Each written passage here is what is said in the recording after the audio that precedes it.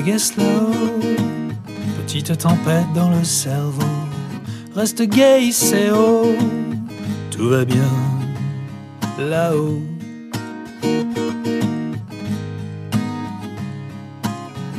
Un homme ce soir, il s'appelle Nicolas Goudenov. Merci d'être avec moi. Il est né à Bondues. Bonjour Nicolas. Bonjour, Bondues, au Oui, nord de la France. oui, pas loin de Roubaix, en 68. Il a travaillé 5 ans chez les sapeurs-pompiers. Paris en 88, on aurait pu se rencontrer. Ensuite, il est reparti dans le Nord, puis après, il est parti en Savoie, en Haute-Savoie, où il a exercé pendant 23 ans son métier de pompier. Il était à 4 ans de la retraite. Tout se passait bien et entre-temps, il est devenu formateur pour adultes. En 2006, il a découvert ses talents d'écrivain. Il est titulaire du diplôme de hautes études dans les pratiques sociales, ce diplôme qu'il a eu en 2014. Il est certifié coach. Il était donc à 4 ans de la retraite quand, il y a un peu plus d'un an, il a fait le choix de ne pas se vacciner, on va dire les choses, et sûrement d'écouter sa mission de vie, votre mission de vie. J'adore. Ouais, je pense que c'est bien résumé. Merci. Alors, ce qui m'intéresse dans votre histoire, c'est votre histoire de pompier. On parle beaucoup des infirmières, mais on oublie un peu les pompiers, les ambulanciers, enfin, on oublie plein de monde. Ce choix que vous avez fait de dire non, et c'est un choix qui, moi, me plaît bien. Mais ce qui m'intéresse aussi dans votre histoire, c'est comment vous en êtes sorti et peut-être pour pouvoir donner la possibilité à ceux qui nous écoutent et qui seraient des, comme on appelle, des suspendus, des gens en suspension, c'est quand même complètement fou de se dire que peut-être ils peuvent suivre aussi leur mission de vie et vous êtes un bel exemple. Merci beaucoup, Joël. Comment je m'en sors? En fait, donc c'est arrivé le 17 août 2021 quand je suis arrivé pour prendre ma garde. On m'a dit que je remplissais pas le schéma vaccinal. Je pouvais prendre ma garde à condition de me faire tester toutes les 48 heures jusqu'au 15 septembre. J'ai absolument refusé parce que pour moi, ça rimait à rien et ça correspondait plus du tout à mes valeurs et à mes convictions. Donc je me suis dit, bon ben voilà, à partir d'aujourd'hui, je crois qu'il est temps de compter sur toi absolument parce qu'en fait, tu peux plus compter sur l'institution. J'ai perdu la confiance, le respect, l'écoute parce qu'on ne peut même pas discuter en fait. Et ça, ce sont des valeurs qui me sont très chères et j'ai préféré laisser ma tenue de pompier au vestiaire et revenir avec mes valeurs à la maison en me disant, ben voilà, maintenant, fort de mon expérience, de mon bagage, de ma reprise d'études il y a quelques années et puis de ce rêve que j'ai de vivre de mon écriture, ben, il est temps de mettre en place ce projet parce que de toute façon, c'est le seul moyen aujourd'hui de poursuivre mon chemin en congruence et en cohérence avec qui je suis. Ça faisait quelques années que cette idée me trottait dans la tête et puis je pense que j'étais aussi dans un métier passion avec un grand confort de vie à tout niveau en termes de salaire, d'emploi du temps, voilà, de maîtrise aussi du milieu professionnel dans lequel je me trouvais. Et je m'étais dit, ben, tranquillement, quand la retraite arrivera, je monterai ma boîte d'auto-édition, puis de coaching, et puis je continuerai mes activités à ce niveau-là après une carrière respectable chez les sapeurs-pompiers. Il se trouve que là, ça s'est accéléré. Et puis, quand on m'a annoncé une vague, deux vagues, trois vagues pendant l'été, je me suis dit, bon, bah, il est temps de surfer. Voilà, je vais surfer la vie. Je vais sortir ma planche à billets, qui est en fait le fait que je sois en auto-édition. Donc, c'est moi qui ai la main sur mes projets d'écriture et de vente et de commercialisation et de tout ce qui va avec. Je ne sais pas vraiment faire, mais il est urgent que j'apprenne parce que si en plus je veux commencer à générer des revenus, ben, ça ne dépendra plus que de moi et de la façon dont je vais m'y prendre. Et je me suis dit que finalement, cette crise était une grande opportunité d'incarner réellement le concept de coach que j'avais mis en place, qui consiste en cas de crise à faire face ensemble, à découvrir le potentiel qui sommeille en chacun, à le réveiller, à le révéler. Et je me suis dit, bon, bah, finalement, la première personne à qui ça va se consacrer, tout ça, c'est moi. Et il faut que j'arrive à montrer qu'on peut s'en sortir si en plus j'ai la prétention d'être un coach digne de ce nom et que je peux accompagner des personnes en situation de crise, ben, il faut aussi que j'accepte de vivre ma propre crise et de mettre en place la dynamique pour s'en sortir. Donc vous avez créé ce qu'on appelle FARE, comme le fait en anglais coaching, une Ouais. modélisation de l'univers des sapeurs-pompiers destinée à accompagner autrui en toute sécurité et le mieux-être en plaçant l'écriture au cœur ou jamais trop éloigné de son cœur. Mais qu'est-ce qu'on peut faire en ce moment où on peut dire que ça prend un peu feu partout là? Autour Ouais. de nous, tout s'enflamme, il y a l'inflation, le chauffage, tout va coûter cher. Mhm. C'est un peu comme si on avait un feu à éteindre. Ouais, c'est ça. Alors, et en faisant bien la distinction entre le feu et l'incendie. Alors, c'est vrai que moi, je suis très à cheval sur les mots, mais c'est important. L'incendie, c'est une connaissance, c'est un savoir qui échappe à la maîtrise de l'homme. Le feu, c'est son meilleur ami, c'est son meilleur allié, c'est ce qui permet de se réchauffer, de faire chauffer sa nourriture, de se retrouver au coin du feu avec une guitare et de chanter. Donc, moi, j'essaye vraiment d'être dans cette distinction-là et de se dire, OK, on est une société, il y a des incendies de partout, il y a pas mal de pyromanes en action en ce moment, on le voit à tous les niveaux. Par contre, le feu sacré, la petite flamme à l'intérieur, qu'est-ce que je peux faire pour la préserver absolument parce que c'est elle qui m'anime depuis l'intérieur.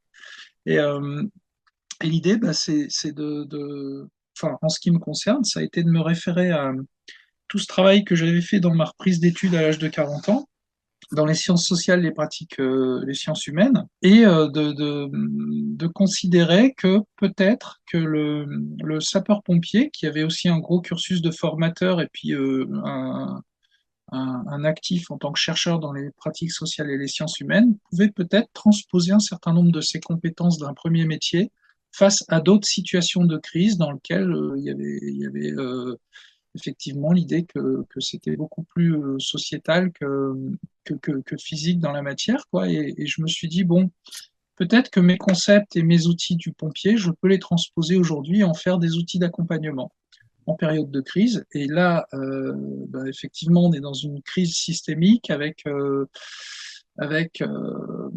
beaucoup de pensées chez les uns et chez les autres qui, moi, m'évoquent les fumées de l'incendie. Et peut-être que travailler sur ces fumées pour pouvoir agir sur la flamme peut être intéressant. Voilà, donc c'est comme ça que je mobilise tous les courants de la pensée positive, du constructivisme et puis d'autres courants encore pour aller voir un petit peu comment on peut accompagner les pensées des uns et des autres et se penser entre nous en l'écrivant de deux façons possibles. C'est à la fois se penser PEN-SER et se penser PAN-SER, c'est-à-dire prendre soin les uns des autres, tout simplement. En fait, j'ai gardé un certain nombre des valeurs qui avaient fait mon engagement chez les sapeurs-pompiers de Paris à l'âge de 20 ans, et je me suis dit peut-être que ces valeurs, je peux rencontrer d'autres gens qui les partagent, qui vont m'accompagner à les développer, à les propager. Hein, j'utilise vraiment les mots de l'incendie là aussi, pour voir comment on peut allumer des contre-feux et accompagner des personnes en situation de crise qui sont surtout isolées, parce que en fait, ce qui a été provoqué dans tout ça, c'est l'isolement des uns et des autres, et peut-être qu'il y a nécessité de se retrouver, de se rassembler, et peut-être que nos valeurs sont ces facteurs qui peuvent nous permettre de nous retrouver les uns les autres et de, ensemble, reconstruire, éteindre un certain nombre d'incendies, c'est-à-dire des choses avec lesquelles on n'est pas d'accord, ben on a le droit de dire qu'on n'est pas d'accord, on est quand même en liberté d'expression et moi, j'ai pas de censure dans ma façon de m'exprimer parce que peut-être que j'utilise du coup des créneaux et des canaux de circulation ou de communication qui, par le biais de la poésie notamment, permettent d'aller s'adresser à des inconscients collectifs et continuer d'expliquer des choses de façon très pédagogique et didactique, en fait.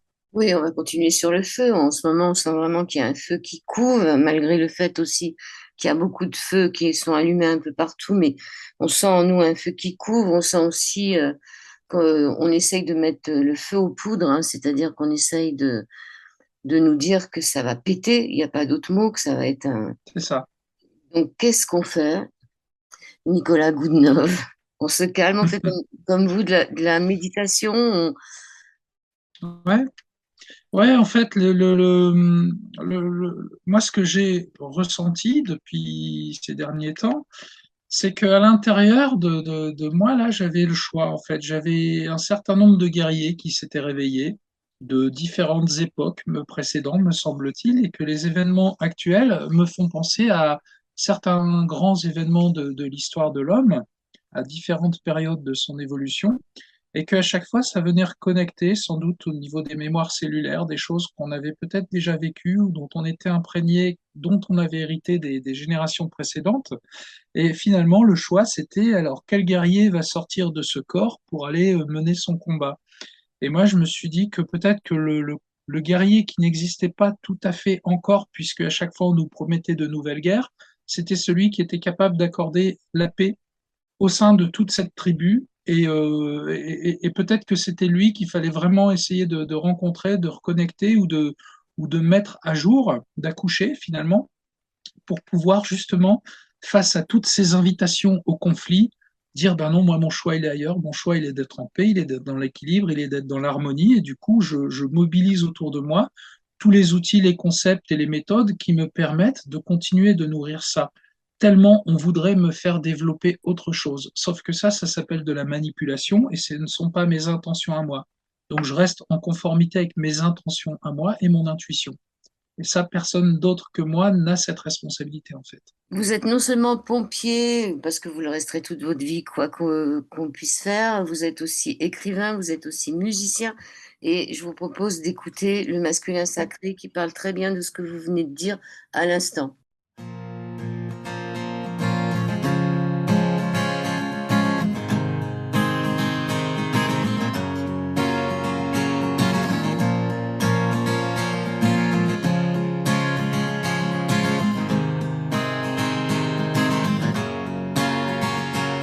Adieu colère, vieux chant de guerre, d'un soldat d'une autre ère au salaire de misère. Tous ces combats que je te dois, parce que je ne savais pas que l'on peut aimer parfois. Des champs de bataille, au pied des murailles, rien qu'une immense pagaille, des hommes comme du bétail. Et puis après les cris, le sang et la folie, un silence alourdi enveloppe les corps meurtris. Où sont passées les vies? Où sont passées les vies? Où sont passées les vies? Où sont passées les vies? Adieu, me revoilà, nouvelle vie ce coup-là. Tu ne m'auras pas de foi avec tes histoires de soldats. J'ai découvert la paix, quitté l'armure rouillée, fini le sang versé, les larmes refoulées. On me dit chevalier du masculin sacré, et ce titre me plaît, je ferai tout pour l'honorer. Et quand reviennent les cris de ces vies de folie, je m'arrête et je prie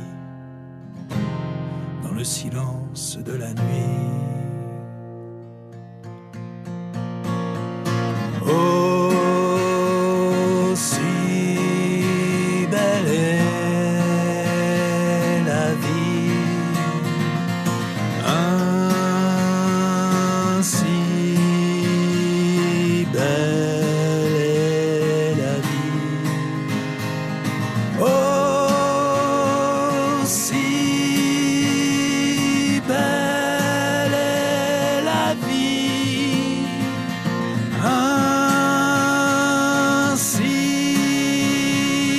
belle est la vie. Oh, si belle est la vie, ainsi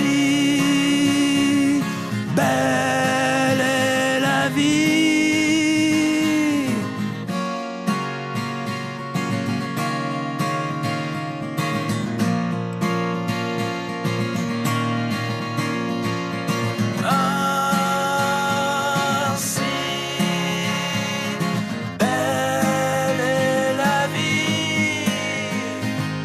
Adieu colère, vieux chant de guerre. Belle est la vie. Adieu, me revoilà, nouvelle vie secoue-là. Belle est la vie. Oh, si belle est la vie. Si belle est la vie. On reprend avec, Ah, on, merci pour ce cadeau. on reprend avec Nicolas Goudneuve. Vous avez accompagné votre père en fin de vie, vous avez été témoin de phénomènes paranormaux, je pense, peut-être en arrivant sur des lieux d'incendie. C'est difficile de se voir en tant que pompier. On les a tous eu une fois ou l'autre chez soi. Moi, je les ai eus quand ma mère est morte. Enfin, je veux dire, les pompiers, quand ils arrivent quelque part, ils sont souvent soumis à des situations familiales assez dramatiques, hein. Je pense que ce soit la mort, que ce soit crise cardiaque, etc. Comment on peut réagir, nous, pas vous, parce que vous avez une formation, mais nous, comment nous, en tant qu'humains, on peut essayer de réagir si on est confronté à une situation un peu catastrophique? Quelles sont peut-être les clés qu'on doit garder? Alors, moi, j'ai découvert il y a quelques temps, et ça fait partie maintenant des outils que je développe dans mes accompagnements, que la langue française, elle est quand même extraordinaire, et le mot réactivité permet de composer un autre mot avec exactement les mêmes lettres. On a juste une lettre à déplacer, c'est le C qui se trouve au milieu de réactivité. On peut venir le mettre à l'avant du mot et ça donne créativité. Et je me suis dit, tiens, ça c'est un exercice super intéressant pour nos esprits parce que finalement, face à une situation, quelle qu'elle soit et qui génère un certain stress, effectivement, ça nécessite soit de l'entraînement, soit ça nécessite une réorganisation par rapport à la situation que l'on rencontre. Et le souci, c'est que souvent une situation à laquelle on ne s'attendait pas et qui peut être rapidement dramatique va générer un stress qui fait qu'on devient réactif face à cette situation et qu'on est dans l'ordre du réflexe ou de la panique, mais on ne sait pas forcément ce qui nous arrive et on est déjà embarqué dans une histoire qu'on aurait peut-être pu réécrire si on avait pris ce temps de se dire, tiens, là je suis réactif, je le sens, avec ce mot réactif, je vais devenir créatif. Je vais juste. L'idée, c'est vraiment, c'est cette créativité-là qu'on peut pas laisser s'éteindre et la petite flamme, elle est là en fait. Donc, Oui, alors il y a ça, mais voilà. il y a aussi le fait qu'on va pas ni réagir et qu'on va être complètement amorphe. Oui, Ça peut être une réaction inverse où les gens ne savent plus quoi faire. C'est- ouais, tout à fait. ouais, Tout à fait, parce qu'on se retrouve, en fait, on se retrouve dans les modes de fonctionnement reptilien hein, où on a trois solutions. En fait, c'est soit ça m'agresse et j'attaque, soit je me défends, soit soit- je fuis. ouais. Où je suis complètement inhibé en fait et je suis complètement désarmé et je pense que c'est ce qui s'est beaucoup passé notamment à la période de cette fameuse épidémie où les gens étaient sidérés de ce qu'ils entendaient et en phase complètement amorphe à ne plus savoir quel type de décision prendre, qui écouter, à quoi se référer. Et c'est vrai que si on n'a pas fait en amont tout ce travail sur au fond, à l'intérieur, là, le gars qui sommeille, qu'est-ce qu'il en pense réellement et comment il vit ce qu'il est en train de recevoir de l'extérieur, c'est très compliqué. C'est très compliqué. Donc c'est vrai que ça demande un gros travail sur soi, un travail de tous les jours, et aussi peut-être dans ces cas-là de trouver les personnes ressources pour se faire accompagner, parce que tout seul, c'est très compliqué de faire face, effectivement. Alors là, moi, j'ai une image qui me vient. Je me rappelle d'un accident sur un périphérique avec un mec qui était en train de pisser sur le côté. Et c'est vrai que quand on a peur, il y a une réaction de fuite et souvent d'envie de pisser, enfin de lâcher prise et Mhm. même des. Et je pense qu'il faut vraiment, dès qu'on se rend compte qu'on a un stress violent, ben, déjà peut-être liquider ça et boire de l'eau. C'est hyper Mhm. important. La première des choses, c'est de. Parce que tout se met dans les reins et je pense que la peur, vraiment, la seule chose qu'on peut faire quand il y a un stress, mais quel qu'il soit, c'est de donner un verre d'eau aux gens, c'est-à-dire d'essayer de les hydrater. C'est un truc qui me vient. Comment vous faisiez, vous? Oui, alors après, ça dépendra aussi du niveau de blessure physique, on va dire, de la personne. C'est-à-dire que si on a à faire face à quelqu'un qui subit un stress parce qu'il a subi une agression ou un accident, qu'il a été blessé, qui présente des symptômes style hémorragie et autres, ou qui nécessite peut-être une intervention chirurgicale très rapidement, là par contre on va éviter de donner quoi que ce soit, y compris à boire, même si la personne se plaint d'une soif intense, etc. Parce que tout ça, ce serait des signes caractéristiques d'une détresse vitale, et auquel cas on n'a rien à rajouter à ça avant qu'il y ait pu y avoir un vrai bilan médical et des actes très précis. Donc c'est toujours, en fait, ça vient chercher la capacité d'adaptation de l'individu qui vient porter secours à quelqu'un, ou du premier témoin. Et, euh, et c'est vrai que ça, on en est intelligemment doté, c'est dans notre nature, et on aurait tendance à oublier que, en fait, l'être humain, c'est quelqu'un à qui on demande en permanence de s'adapter. Le sapeur-pompier encore plus, finalement, dans une société où ça évolue de plus en plus vite et de façon de plus en plus complexe. Donc c'est pour ça aussi que, si je reviens un petit peu à mon histoire personnelle et à mon exemple, moi, j'ai eu la chance de reprendre des études il y a une dizaine d'années, de décrypter un certain nombre de mécanismes que je ne comprenais pas dans mon travail et qui ne me donnaient pas satisfaction, de m'intéresser beaucoup plus au comportement et aux interactions entre les individus pour mieux comprendre, en fait, dans quel contexte naissaient les situations dues à un stress au départ, quoi. Et c'est vrai que ça permet de lever un certain nombre de malentendus, d'incompréhensions.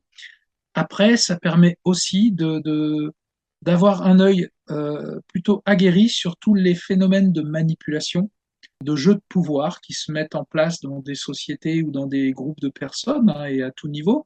Et du coup, c'est vrai que moi, j'ai eu cet œil-là, en fait, à décortiquer tous ces mécanismes de manipulation, et du coup, à ne pas avoir trop de difficultés à comprendre ce qui se mettait en place depuis quelques mois, depuis quelques années, à voir arriver un certain nombre de choses où je me disais, là, on est en train de nous endormir gentiment, on est en train de nous la raconter, mais il n'y a pas beaucoup d'objectivité dans tout ça, et je pense qu'il se joue un autre scénario que celui qu'on nous affiche, quoi.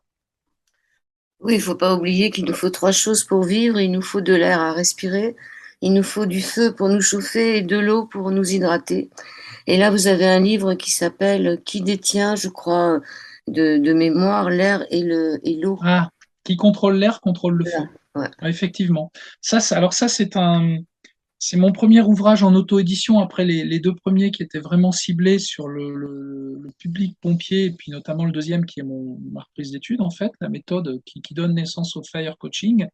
FIRE, c'est former, intervenir, réfléchir ensemble. Qui contrôle l'air contrôle le feu, au départ, c'est une maxime, c'est une expression que l'on doit aux pompiers anglo-saxons sur les méthodes d'extinction de l'incendie, où on se rend bien compte que le feu se nourrit d'air, il s'éteint avec de l'eau, mais des fois, plutôt que de balancer des tonnes de flotte, en utilisant de façon très technique et très orientée les systèmes des ouvertures qui donnent accès au feu, on agit sur l'air et ça peut suffire à calmer le feu. Voilà. Et l'eau, on peut l'utiliser autrement qu'en la balançant directement sur les flammes. On peut l'envoyer dans les fumées où là, il y a tout un potentiel énergétique. Et l'eau, au contact de ces fumées très chaudes, va se transformer. Et chaque petite goutte d'eau va venir pomper une partie de l'énergie qui se trouve dans ce ciel gazeux, sachant que ce ciel gazeux, qui est constitué uniquement de fumée, au moindre moment où on va le mettre au contact de l'air, il a la possibilité de s'embraser ou d'exploser, parce que c'est une question de concentration de chaleur, c'est très physique, c'est très chimique aussi. Mais ça veut dire que tous ces liens-là, moi, je les ai faits et je les ai exportés dans les situations de vie de tous les jours, dans les situations de conflit. Tout à l'heure, vous parliez du fait que, tiens, la situation devient explosive. Oui, effectivement. Et ça veut dire que, comme dans un feu, avant qu'arrive l'explosion, il y a un certain nombre de signes à décrypter dans la réalité qui disent attention, là, ça va péter. Et ça veut dire que si ça va péter, soit je fais le choix de me barrer parce que c'est dangereux, soit je fais le choix de mettre en place en parallèle de l'endroit où je me situe un dispositif de secours pour, au moment où ça aura pété, pouvoir intervenir parce que j'ai pas d'autre solution que de laisser péter. Voilà. Donc, en fait, il y a plein de stratégies opérationnelles possibles. Moi, ma stratégie aujourd'hui, c'est d'accompagner des personnes dans une co-construction d'un autre monde dans lequel on reprend en compte toutes les histoires qu'on se raconte dans les collectifs, dans les récits de vie et dans les ateliers d'écriture, pour voir comment tous ces jeux de pouvoir et de personnes continuent d'être là et comment on peut agir dessus pour essayer de comprendre que ça ne peut partir que de nous-mêmes pour avoir quelque chose de meilleur plus tard. Et que ça veut dire qu'on doit se libérer d'un certain nombre d'injonctions en même temps que certaines injections, ça va bien ensemble, et sortir de tous ces paradoxes et de toutes ces contrariétés dans lesquelles on nous plonge tous les jours, parce que c'est tellement facile d'activer les peurs, de développer cette énergie et de l'entretenir, sauf que cette énergie ne permet pas de réfléchir, en fait. Donc moi, l'idée, c'est vraiment de trouver un autre environnement qui permet tranquillement de réfléchir et de comprendre un certain nombre de choses à l'abri des peurs, des angoisses, de l'anxiété. Donc ça veut dire que c'est comment on refait société les uns et les autres en prenant en compte tous nos défauts, mais aussi surtout en travaillant sur nos qualités. Oui, donc il y a tous ces dictons populaires, il n'y a pas de fumée sans feu, hein, donc en ce moment, on Bien sait sûr. la fumée qui arrive. Ce que j'essaye de créer, moi, autour de moi, c'est des cercles de méditation de pleine lune avec Mhm, des femmes où on est dans le silence et on crée le monde dans nos têtes qu'on a mhm, envie, plutôt que de recevoir ce monde apocalyptique qu'on nous inflige tous les jours. mhm, mhm. Je pense que vraiment, si, comme ce sont nos pensées qui créent le monde, forcément, on aura un retour. Et est-ce que vous pensez, Nicolas Goudinov, que on peut encore empêcher que la fumée prenne feu?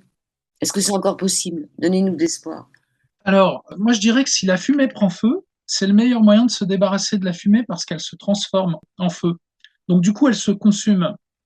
Donc au bout d'un moment, il n'y aura plus de fumée parce elle aura nourri le feu. Et l'espoir, c'est de dire, OK, on voit des fumées qui arrivent là, on va essayer de les canaliser, de les laisser partir dans une certaine direction. On va arrêter de faire en sorte qu'elles se répandent et qu'elles s'immiscent partout où elles trouvent de la place. Donc c'est vraiment comment j'accompagne des gens dans les prises de conscience à comprendre les mécanismes en jeu pour voir que, effectivement, si j'arrête de nourrir toutes ces pensées nocives, toxiques, asphyxiantes, elles n'ont plus lieu d'être.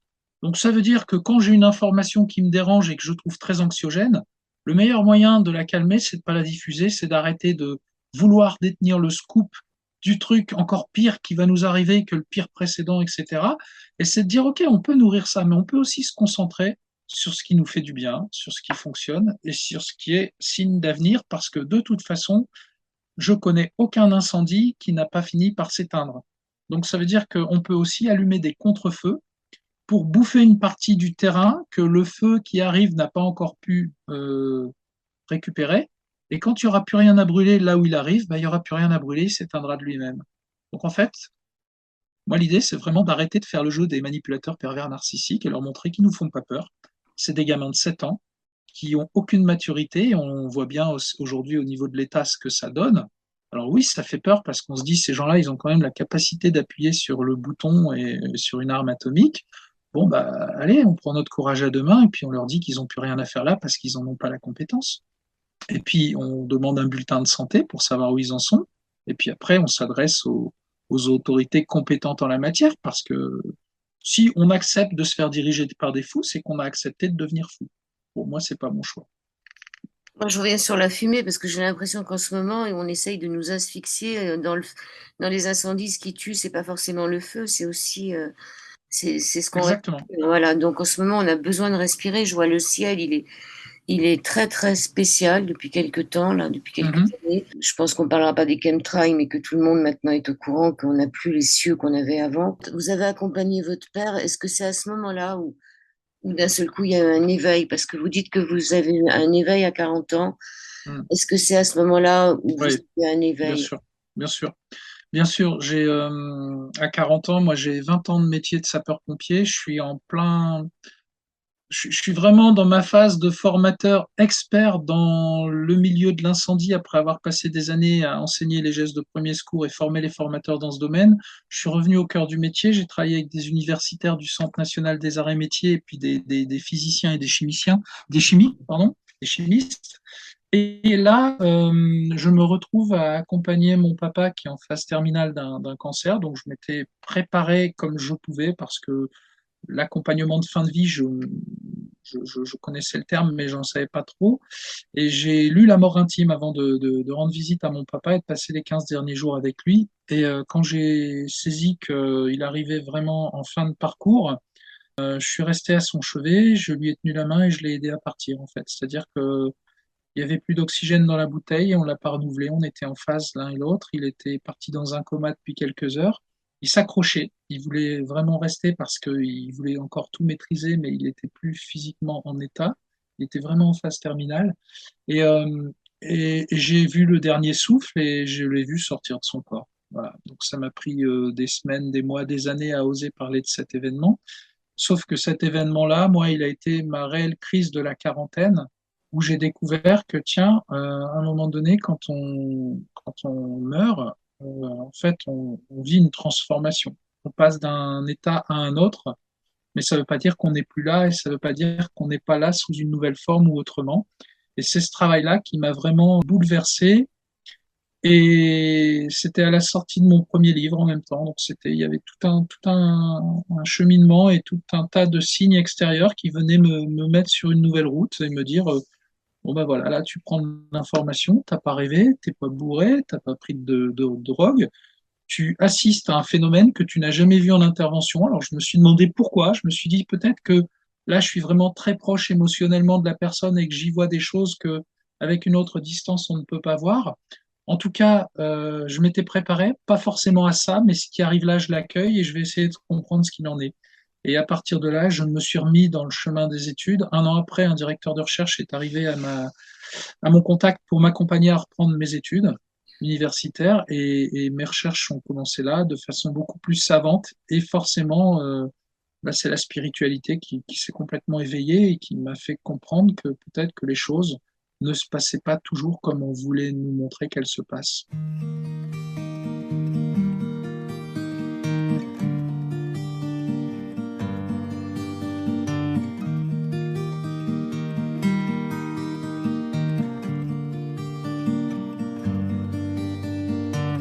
Il te suffit parfois d'un regard pour oser reprendre le cours de ton histoire. Quelques sourires échangés un beau soir et qui réveillent peu à peu tes mémoires.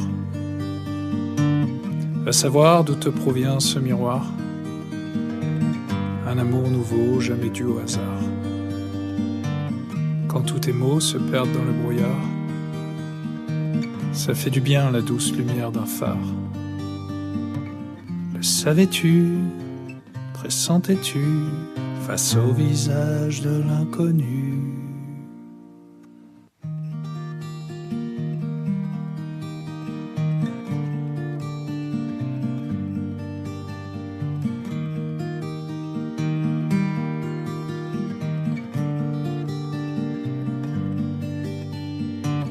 Au fond, tout au fond, comment pourrais-tu savoir d'où provient cette douce sensation bizarre? Au fil des ans ou à contre-courant,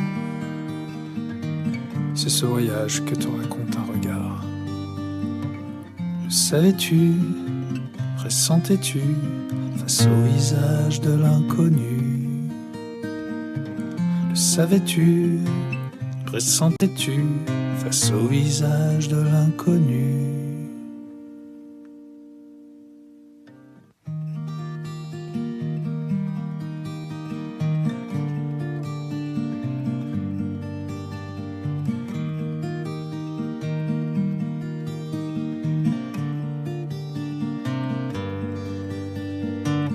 Et lorsque tu te plonges enfin dedans, forcément tu en reviens encore plus vivant. Et ce grand amour qui se déclare renaissant, c'est juste de cœur à l'unisson, tambour battant.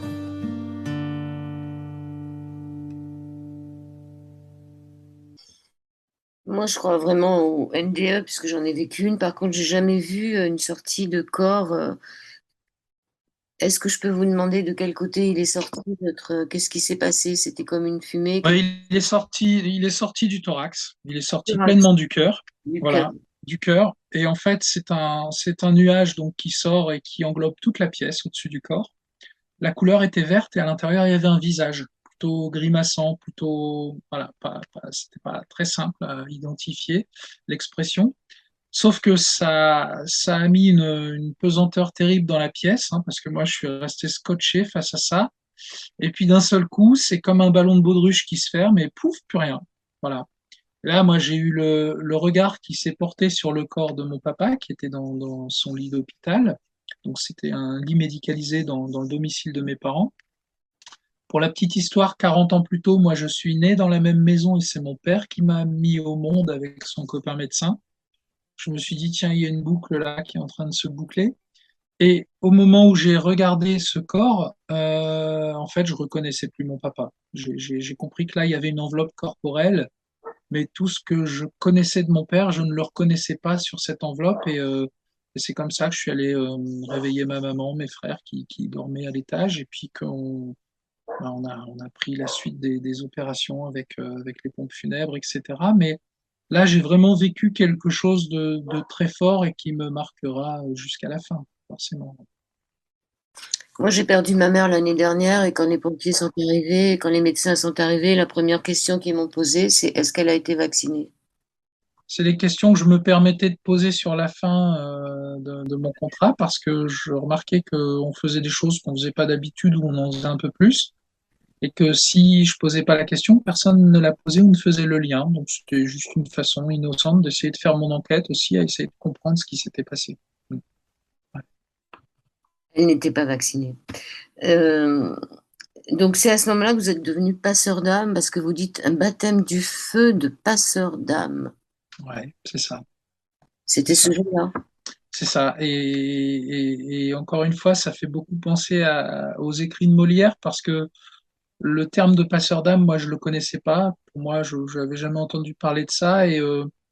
Quelques semaines plus tard, je suis allé voir une magnétiseuse. Et puis quelques jours après, j'entends ce mot qui arrive dans ma tête, passeur d'âme. Je me dis, tiens, c'est quoi? Et donc, j'ai été faire mes recherches. Et puis, j'ai lu les écrits du docteur Charbonnier aussi. J'ai commencé à suivre ses conférences. Enfin, et tout ce qui est effectivement de l'ordre des expériences de mort imminente où ben, je m'y suis fortement intéressé parce que je pense peut-être aussi avoir fait une partie de ce type de voyage dans d'autres circonstances ailleurs avec d'autres personnes. Et du coup, ben, c'est un peu aussi la réponse à la question de tout à l'heure en début d'entretien, c'est comment on fait pour faire face à tout ce qui nous arrive, etc. Ben, moi, c'est venu vraiment m'inviter à revisiter mes connexions à moi, non pas mes connexions technologiques, mais mes connexions à la Terre, mes connexions au ciel, à me dire, bon voilà, il y a une place entre les deux qu'il faut tenir. C'est aussi tous les enseignements du Qigong auxquels je me suis mis peu de temps après. Et finalement, ben, il est important de bien travailler la prise de terre, l'enracinement. Voilà. D'autant plus si tu commences à être en connexion avec des choses un peu plus aériennes. L'idée, c'est de pas te barrer et au risque de ne pas revenir ou de passer pour un illuminé complet. Donc, c'est comment j'essaye de retourner voir dans les sagesses antérieures tout ce qui a été dit, écrit là-dessus. Et c'est là qu'on se connecte forcément à tout ce qui existe déjà en matière de santé et que du coup, bah, ça remet bien les pendules à l'heure, quoi. Et après, bah, c'est accepter l'idée de passer pour qui l'on est, tout simplement, et quel que soit ce qu'en pensent les autres, en fait. Le syndrome de l'imposteur qui est arrivé chez vous, c'est au moment où vous vous êtes rendu compte que votre mission de vie, c'était plus uniquement d'aider les gens en étant pompier, que Ouais. parlez-nous du syndrome de l'imposteur. Alors, le syndrome de l'imposteur, moi, je dirais qu'il est, me concernant, il était à double face, en fait. C'est-à-dire qu'au départ, quand j'ai repris mes études à l'âge de 40 ans, j'en ai 54 aujourd'hui, ça m'a passionné, ça m'a entraîné dans l'écriture, dans un tas de petits tests que j'ai voulu faire autour de moi sur des ateliers de méditation, des ateliers d'écriture, des accompagnements que je connaissais en mettre en place, mais je faisais ça de façon complémentaire à mon métier de pompier. Et j'étais dans ce syndrome de l'imposteur du coach qui finalement n'est pas tout à fait coach parce qu'il a encore un autre métier qu'il nourrit pleinement ailleurs, donc il n'est pas non plus entrepreneur. Donc en fait, c'est super confortable de dire à des gens, allez-y, prenez des risques, mais moi, est-ce que je les ai pris réellement jusque là où je devais les prendre, sachant que j'en prenais dans mon métier de sapeur-pompier, mais peut-être que ça suffisait pas encore parce que j'étais quand même dans quelque chose de très cadré, de très fonctionnalisé et que finalement, il y a plein de questions d'ordre administratif que je ne me posais pas. Donc, j'étais dans ce syndrome de l'imposteur de est-ce que je suis vraiment un coach? Et puis, plus ça allait, et plus je perfectionnais ma technique et mes outils, et plus je me disais, tu passes de plus en plus de temps à t'intéresser à l'accompagnement, à mettre en place ton fire coaching. Est-ce que tu consacres encore assez de sérieux ou de temps, d'entraînement et de concentration à ton métier de pompier, puisque des fois, le matin, tu préférerais rester chez toi en train d'écrire plutôt que de te lever pour aller bosser et prendre ta garde. Sachant qu'il y a en plus plein de jeunes qui attendent pour prendre ta place et qui ont les dents longues, est-ce que tu penses que tu vas réussir à vieillir en tant que sapeur-pompier dans cette profession? Donc j'étais dans ces questionnements-là. Et quand l'année dernière, le choix s'est imposé de façon finalement assez naturelle pour moi, bah, j'ai compris que j'avais inversé le syndrome de l'imposteur et que j'étais peut-être moins maintenant légitime dans ma posture de sapeur-pompier parce que j'avais peut-être des idées qui étaient trop en décalage avec la profession et que je devais poursuivre mon chemin et me détacher de cette corporation tout en gardant un œil dessus et en étant quand même assez proche de ce que vivent mes copains à l'heure actuelle, mais en me disant, bon, ben voilà, je crois que toi, tu as fait ce que tu avais à faire là, et puis d'autres prendront la suite ou pas, mais toi, ton chemin maintenant, il va vraiment dans cette direction. C'est pour ça que j'ai accompagné la mort du sapeur-pompier, j'en ai fait le deuil pendant une année à peu près, parce que là aussi, je pense que c'est vraiment un travail de passeur d'âme, de passer d'un monde professionnel à un autre monde professionnel, où pour l'instant, dans le coaching, je suis un petit garçon de 12 mois qui fait ses premiers pas, qui a 12 mois de retour d'expérience et qui a mis des ateliers d'écriture en place en ligne, en Zoom pendant l'automne et l'hiver. Et puis, bah ouais, ça a l'air de bien fonctionner. Ça donne du plaisir aux gens qui accompagnent ces dispositifs. Et puis, bah, je vais continuer là-dessus et puis je vais essayer de grandir un petit peu. Alors, est-ce que vous étiez nombreux finalement à dire non chez les sapeurs-pompiers? Est-ce qu'il y a eu un collectif de sapeurs-pompiers? Est-ce qu'au niveau de votre retraite, vous étiez à 4 ans de la retraite? Comment ça va se passer pour vous là-dessus aussi? C'est une grande question, hein. J'ai reçu ce matin, je m'en cache pas, j'ai reçu ce matin un retour du tribunal administratif de Grenoble parce que bah, suite à la suspension, moi j'ai fait un dossier de recours pour contester surtout quelque chose qui me dérange fortement depuis le départ, c'est que j'ai été suspendu au 17 août pour une loi qui doit rentrer en vigueur au 15 septembre. Ça montre bien il y a un problème vis-à-vis de la loi en France et notamment dans des institutions qui n'ont pas hésité à me suspendre de façon complètement illégale. Voilà. Donc j'ai porté un recours. Ce matin, j'ai reçu un courrier qui me disait que il est mis fin à l'instruction du dossier. Donc je ne sais pas ce que ça veut dire. Je suis allé regarder sur Internet et visiblement, ça veut dire qu'un jugement va être rendu prochainement. Je ne sais pas ce qu'il en sera, on verra bien. Mais moi, c'était aussi une façon d'accompagner le deuil en disant je laisse quand même une trace administrative et au niveau de la justice quelque part. Et puis mon énergie, je vais pas la perdre à me défendre, à me bagarrer, etc. Je vais l'utiliser pour construire la suite. Et donc au niveau retraite, bah, je sais pas. J'étais à 4 ans de la retraite, donc ça fait 33 ans que je cotise. Et puis je me rends compte que j'avais un certain nombre d'assurances, et puis elles ont toutes volé en éclats, et j'ai aucune couverture de choses pour lesquelles j'ai cotisé pendant des années, qui me garantissaient des maintiens de salaire ou autres. Là, bah, plus rien, plus aucun tout. Donc, c'est quand même assez étonnant que ça fasse pas plus de bruit que ça en France, au niveau des syndicats, au niveau d'un certain nombre de gens qui sont quand même là pour nous défendre dans ces situations.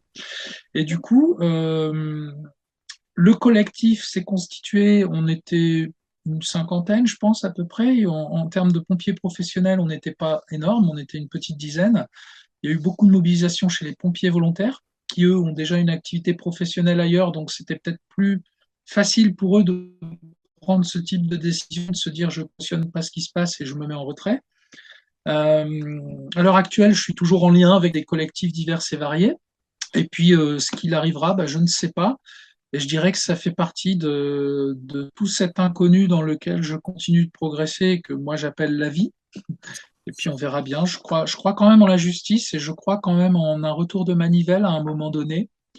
Et je reste confiant sur cette partie-là et en me disant, je continue d'avancer surtout. Oui, il y a toute cette absurdité de pompiers qui viennent d'ailleurs, à qui on ne demande rien, alors qu'on a eu beaucoup de feux en France et qu'on n'est plus du tout équipé. C'est la même chose que dans les hôpitaux, hein, on n'a plus rien qui marche. Donc, c'était vraiment absurde de voir qu'il y avait des pompiers qui étaient, ou des infirmières qui ne pouvaient pas Ah, bosser.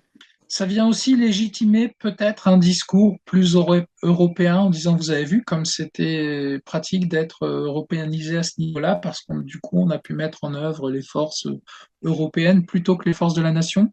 Voilà, moi je vois ça aussi comme Oui, mais ça vient de une plus sorte loin. de communication. Pour Oui, éteindre un feu, on n'est pas obligé d'arriver de l'autre bout de l'Europe. Hein, je pense que c'est c'est quand même clair. mieux d'avoir des gens sur place. Et aussi pour sauver des gens dans les hôpitaux, on n'a pas besoin de prendre des gens qui viennent de pays étrangers. On a tout ce qu'il faut sur place. Donc, je trouve ça complètement ridicule. Je pense qu'il y a plein de gens qui ont quand même. Alors, ce que vous dites aussi, c'est que vous avez jamais sauvé quelqu'un tout seul, que vous avez Mhm. jamais éteint un feu tout seul. Et ça, c'est important. Il faut pas rester dans la solitude. C'est ça. C'est alors j'aime beaucoup jouer avec ces deux mots, solitaire et solidaire, parce qu'il y a juste une lettre qui les sépare. Autant moi je suis un solitaire quand j'estime qu'il est important que je me recentre et que je revienne à moi et que je fasse ce travail. Autant j'ai toujours été animé d'une profonde solidarité, et ce qui explique aussi mon implication au sein de différents collectifs. Effectivement, moi, quand j'ai vu arriver tout ce qui se mettait en place, j'ai cru comprendre rapidement que ce qu'on venait mettre en œuvre, c'était un isolement complet des gens, une distance qu'on disait sociale. Enfin voilà, il y avait tout un vocabulaire qui n'était pas de l'ordre du médical, mais qui était bien de l'ordre de troubles qui viennent de la perversion et de la manipulation. Hmm. Vous pensez faire un tour de France en mars 2023? Ouais, tout à Pas, fait.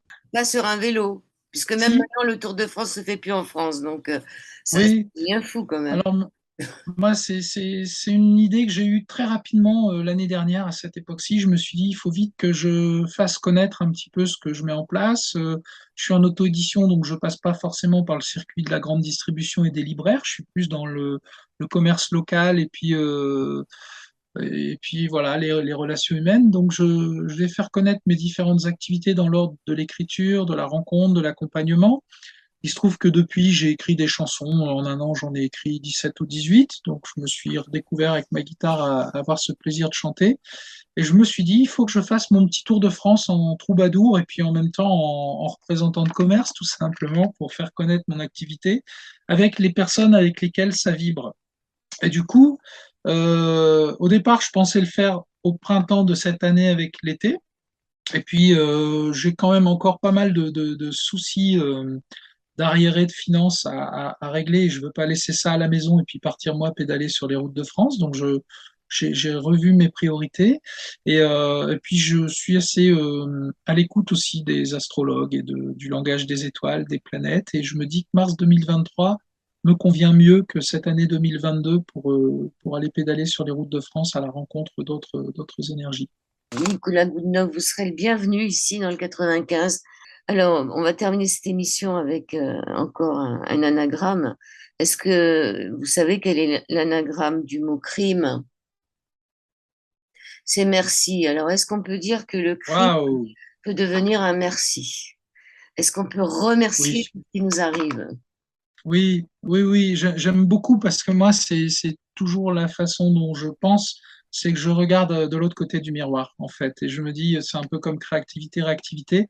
Merci pour cet anagramme que je n'avais pas encore identifié. Oui, je pense qu'on est exactement dans ça. D'un côté, il y a des gens qui essayent de mettre à mal, d'un autre côté, il y a des gens qui essayent d'y voir ce qui peut encore y être de bien, de bon et de beau.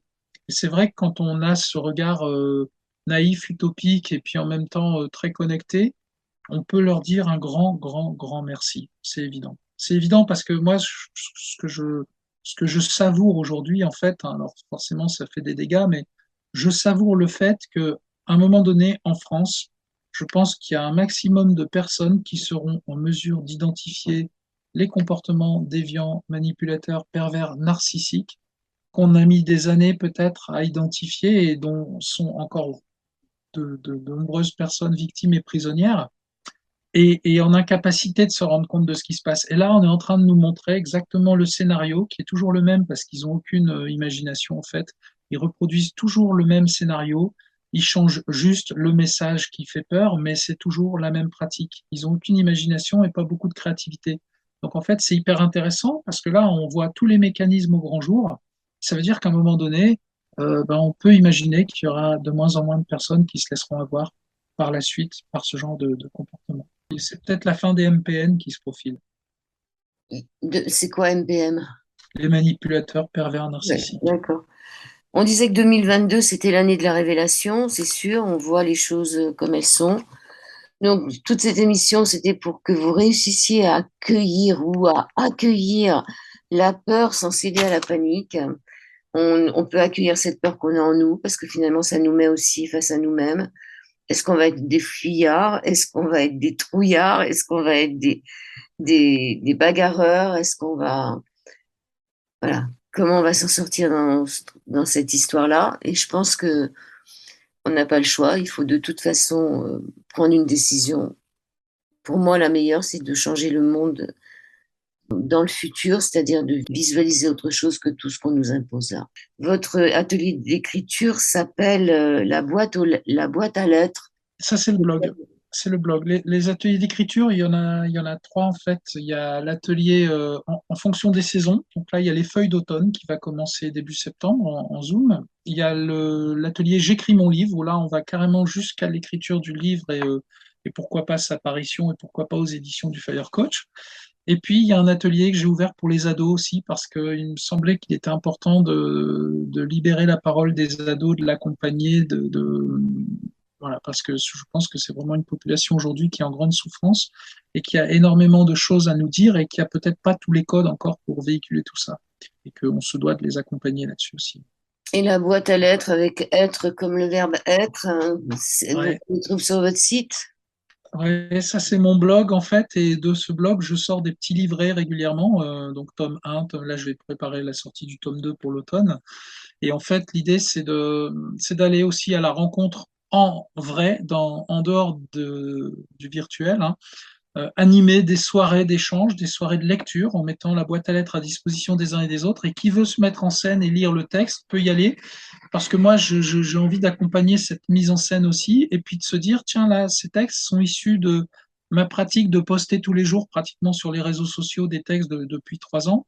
Donc, je voulais poster par les réseaux sociaux, et là, je vous offre un livret qui rentre bien dans une enveloppe, et si vous voulez le poster dans la boîte aux lettres d'un être qui vous est cher et qui n'est pas forcément addict aux réseaux sociaux, et tant mieux pour lui, à ce moment-là, c'est possible aussi de faire une reconnexion et puis de se rencontrer. Voilà.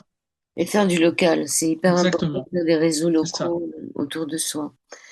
C'est ça. Donc, ce blog de la boîte à lettres, il se trouve sur votre site. Quand on tape votre nom, Nicolas Goudeneuve, on tombe tout de suite sur un Voilà. site qui est très bien fait, avec une super photo de vous. Tout au départ, une super photo. Je ne sais pas qui a pris cette photo, mais le photographe est professionnel, hein. C'est une belle photo. Ouais. Et Ouais. je vous remercie. Et pour préciser à ceux qui se poseraient la question pour ma mère, non, elle n'était pas vaccinée et non, elle n'avait pas le Covid. C'est hyper important que je donne cette chose-là. Parce que Mhm.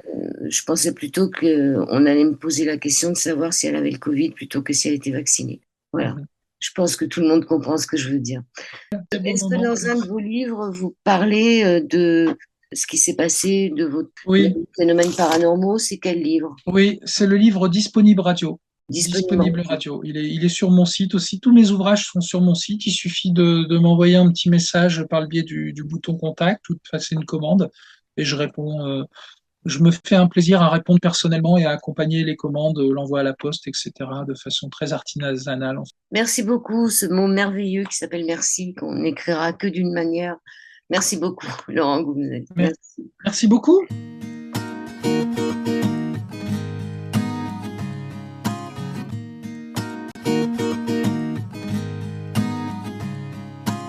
Petit garçon, je ne savais pas que déjà j'étais un conteur. Des éclats de voix de papa, un petit air love me tender.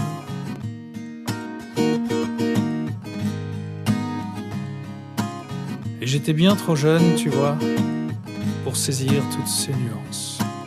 Notes aiguës et graves à la fois, dans la voix silence et violence.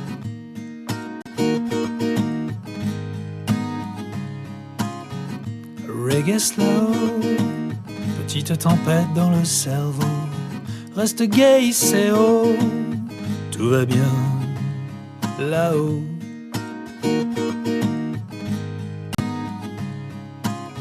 Timide, garçonnet et rêveur, j'en tremblais durant quelques heures. Pourquoi tous ces hauts et ces bas, l'esprit dans tous ses états?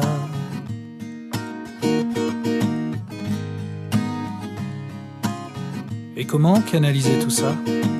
Ces messages que d'autres m'envoient. Lorsque se mélangent et autres voix, même celles que je connais pas.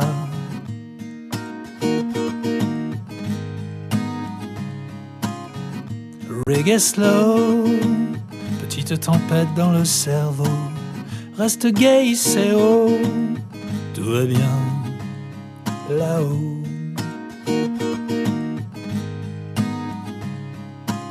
Et si la vie, au contraire, nous racontait seulement ça? Ni paradis, ni enfer, juste un passage au-delà.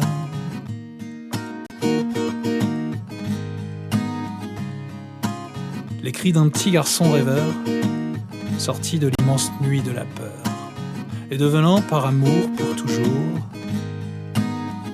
le conteur.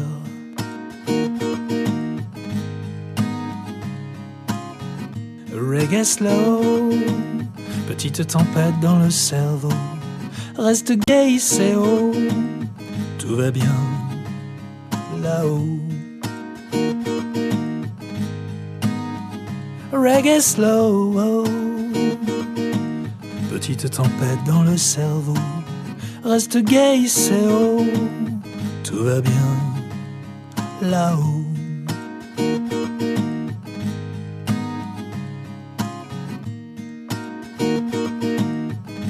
Reggae, reggae, reggae slow.